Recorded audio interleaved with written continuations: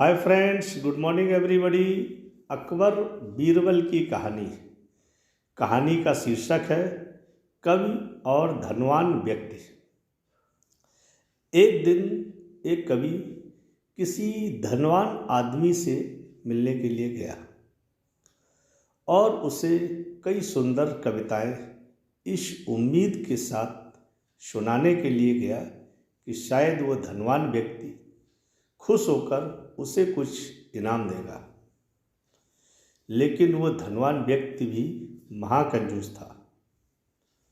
वो बोला, तुम्हारी कविताएं सुनकर दिल खुश हो गया।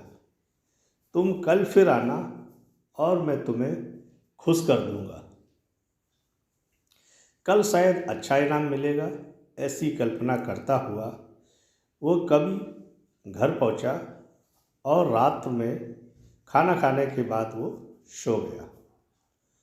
अगले दिन वह फिर उस धनवान व्यक्ति की हवेली में जा पहुंचा।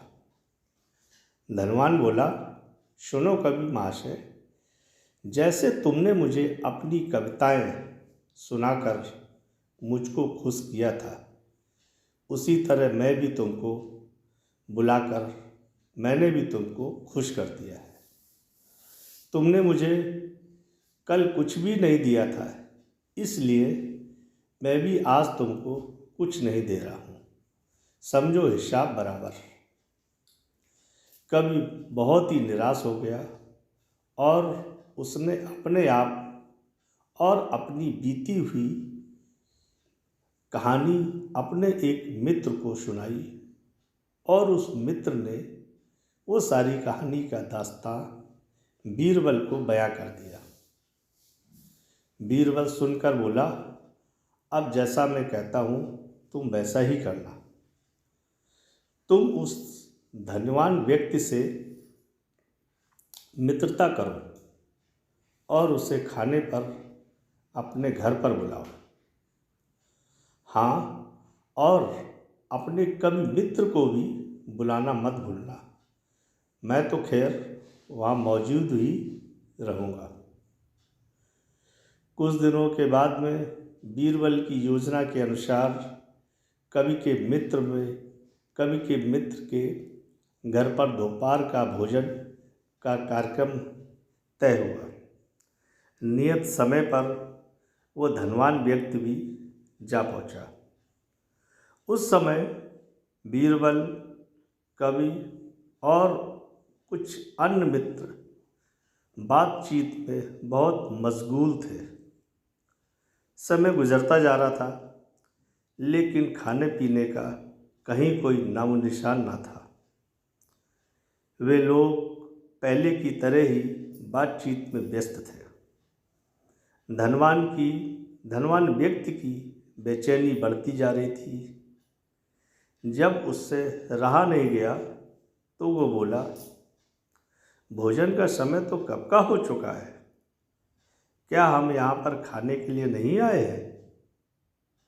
बीरबल ने कहा, खाना? कैसा खाना? धनवान को बहुत ही गुस्सा आ गया। क्या मतलब है तुम्हारा? क्या तुमने यहाँ पर मुझे खाने के लिए नहीं बुलाया है? खाने का कोई निमंत्रण नहीं दिया है? ये तो आपको खुश करने के लिए खाने पर आने को कहा गया था। ये जवाब बीरबल ने उस धनवान व्यक्ति को दिया। धनवान का पारा 7वें आसमान पर, और वो धनवान व्यक्ति क्रोधित स्वर में बोला, ये सब क्या है? इस तरह किसी इज्जतदार व्यक्ति को बेइज्जत करना ठीक नहीं होता है। तुमने मुझे धोखा दिया है।